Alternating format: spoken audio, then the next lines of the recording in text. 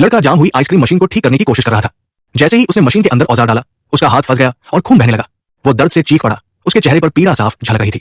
ये देख उसकी सहकर्मी घबरा गई और तुरंत उसकी मदद के लिए दौड़ी। लेकिन जैसे ही उसने उसका हाथ छुड़ाने की कोशिश की, उसका पूरा हाथ मशीन में फंस गया। घबराहट में उसकी चीखें पूरे स्टोर में गूंजने लगी। कुछ ही पलों में दमकल कर्मी वहां पहुंच गए, लेकिन उन्होंने देखा कि एक भीड़ जमा हो गई थी जो इस भयानक दृश्य को अपने फोन पर रिकॉर्ड कर रही थी। कप्तान भीड़ को चीरता हुआ आगे आया और सख्त लहजे में उन्हें पीछे हटने और रिकॉर्डिंग बंद करने का आदेश दिया। इसी बीच लड़की बुरी तरह कांप रही थी। उसका चेहरा दर्द से सफेद पड़ गया था। कप्तान समझ गया कि अगर जल्दी कुछ नहीं किया गया तो उसका हाथ काटना पड़ सकता है। उसकी टीम ने तुरंत मशीन को खोलना शुरू किया, एक एक पैनल को सावधानी से हटाते हुए, जबकि भीड़ तमाशबीन बनी सब देख रही थी। आखिरकार उन्होंने उसका हाथ बाहर निकाल लिया, लेकिन जैसे ही राहत की सांस ली, अचानक उसके घाव से तेजी से खून बहने लगा। वो बेहोश हो गई। उसके चेहरे से जीवन का रंग उड़ने लगा। टीम ने तुरंत उसे फो देने की कोशिश की, लेकिन उसके हाथ की नसें इतनी बुरी तरह से क्षतिग्रस्त थी कि लाइन नहीं मिल पाई। उसकी दिल की धड़कन धीरे धीरे कमजोर होती जा रही थी। ये देखकर डॉक्टर ने तुरंत निर्णय लिया।